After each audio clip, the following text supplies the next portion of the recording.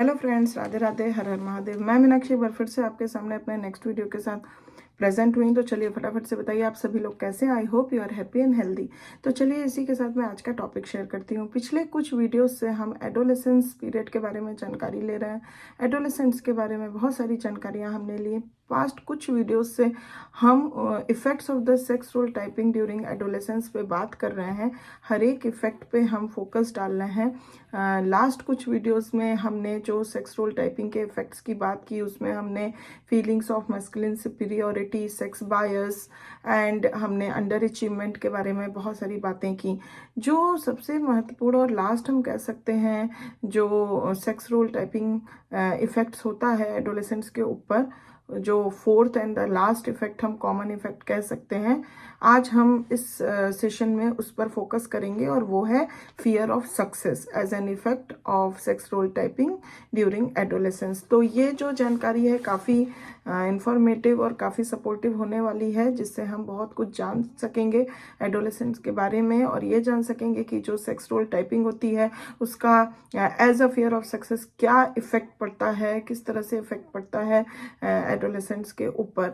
तो I hope that will be remain in the session till then to get the whole information. एक चीज़ और बोलना चाहूँगी, अभी तक चैनल को सब्सक्राइब नहीं किया है तो प्लीज़ कर दीजिए, जिससे आपको आने वाली हर वीडियो का लाभ मिल सके। तो चलिए let us begin with the session. तो अगर हम फियर ऑफ सक्सेस की बात करते हैं तो behind some female under achievement is a fear of success. तो कोई भी जो खास करके अगर हम फीमेल्स की बात करें तो जो उनका अंडर अचीवमेंट होता है वो उसके पीछे अगर जो कारण होता है तो बेसिकली कारण होता है फियर ऑफ सक्सेस। ये फियर जो होता है it is based on the belief that success will militate against social acceptance by boys and place an almost insurmountable barrier in the path of mate selection।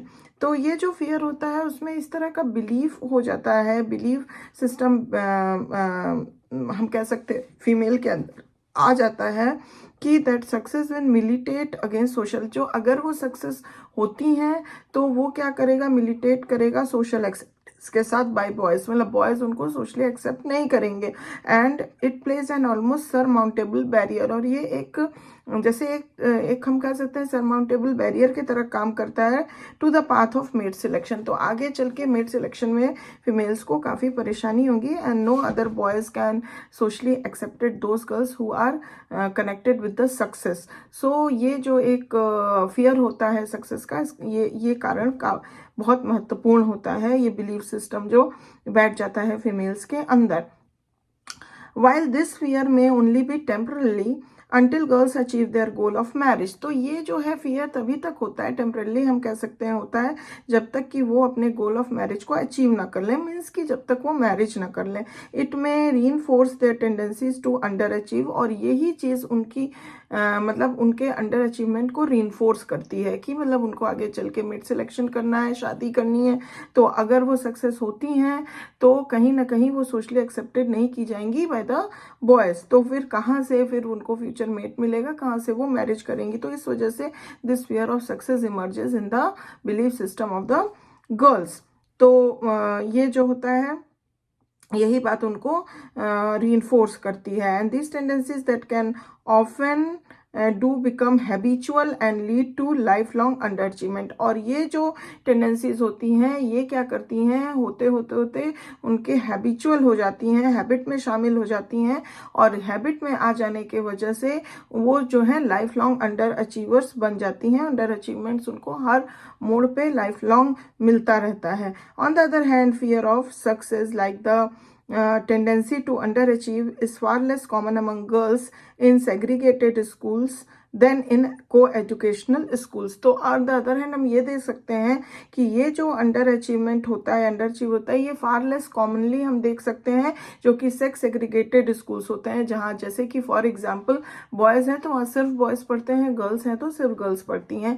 तो ऐसे school में क्या होता है कि जो एक फियर ऑफ सक्सेस होता है कि उनको दूसरे सेक्स जेंडर के द्वारा, खास करके बॉयज़ के द्वारा, गर्ल्स को ये फियर नहीं होता कि अगर वो सक्सेस हो गई तो वहाँ पे उनका सोशली रिजेक्शन हो सकता है या नॉन एक्सेप्टेबल हो सकती हैं वो, और उनको किसी प्रकार का फियर नहीं होता। इस वजह से उनका अंडर अचीवमेंट जो है वो काफ़ी घट जाता है, लेस देखने को मिलता है, और वो अपनी कैपेसिटीज़ के अकॉर्डिंग जो है वो अपना फुल अचीवमेंट करती हैं, सक्सेस लेती हैं लाइफ में। बट यहीं पे अगर हम को एजुकेशनल स्कूल्स की बात करें तो वहाँ पे both male and female sexes जो हैं एक साथ जाते हैं, पढ़ते हैं। तो जहाँ कोई भी एक्टिविटी होती है या कोई भी अचीवमेंट की बात होती है, अगर दोनों सेक्स के लोग, boys and girls both are involve in that activities, तो वहाँ ट्रेडिशनल बिलीफ के चलते जो भी अचीवमेंट है, सक्सेस है, that is tend to the boys and not for the girls. और ये जो, और फिर उससे यही होता है कि वहाँ पे वो उनका सोशली रिजेक्शन या नॉन एक्सेप्टेबल कंडीशन इमर्जेस होती है गर्ल्स के लिए, जिसके कारण वो फियर करती हैं and they become under achievers. तो ये जो है सेक्स एग्रीगेटेड स्कूल्स में कम देखने को मिलता है फीमेल्स के लिए अंडर अचीवमेंट, और वहीं पे को एजुकेशनल स्कूल्स में ज़्यादा देखने को हम पाते हैं। As is true of under achievement, fear of success is not characteristics of boys. तो जितना कि हम जानते हैं कि अंडर अचीवमेंट जो होता है वो fear of success जो होता है, that is these are not the characteristics of boys. According to the traditional stereotype, success is one of the outstanding characteristics of males. तो according to अगर हम traditional stereotype की बात से सोचें तो उन boys के लिए सबसे ज़्यादा जो होता है सक्सेस जो होती है वही उनकी सबसे आउटस्टैंडिंग करेक्टरिस्टिक्स है। उनके लिए अंडर अचीवमेंट या फिर फियर ऑफ सक्सेस ये सब बातें टैली नहीं करती हैं, इंक्लाइन नहीं करती हैं टुवर्ड्स द बॉयज़, क्योंकि ट्रेडिशनली जो स्टीरियोटिपिकल थॉट्स है वो ये है कि मेल्स या बॉयज़ ही अचीवर्स हैं, वही सक्सेस हैं, यही सब उनको इसी तरह से उनको करेक्टराइज्ड किया गया है stereotypically. When boys develop a fear of success, it is due to some cause other than wanting to let girls think of them as inferior.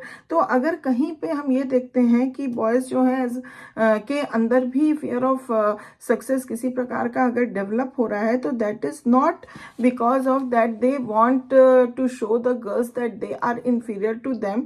मतलब ये कारण से नहीं, उनका ये थिंकिंग नहीं रहता है, and it is usually the result of repeated failures in past activities which have undermined self-confidence and led to the belief that they lack the qualities essential for success।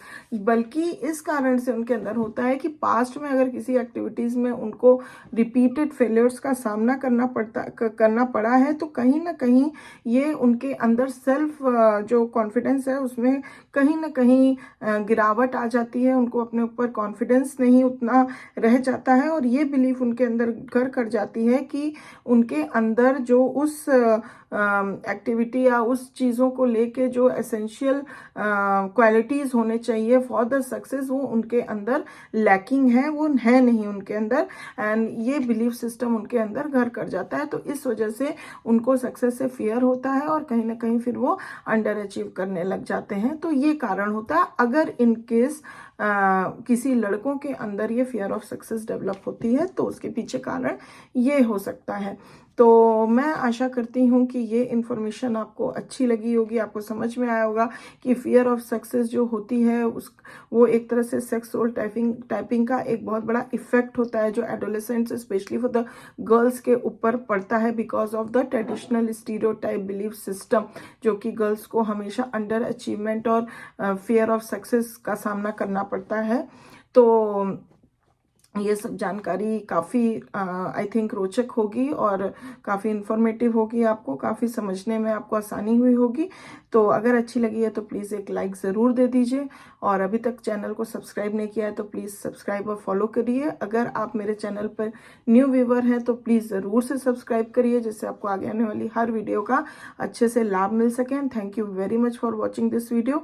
If you have any query, any question, any comment regarding any of the information, please give it to the comment box. I will back soon with my next beautiful session for you. Till then, please take good care of yourself. Bye bye.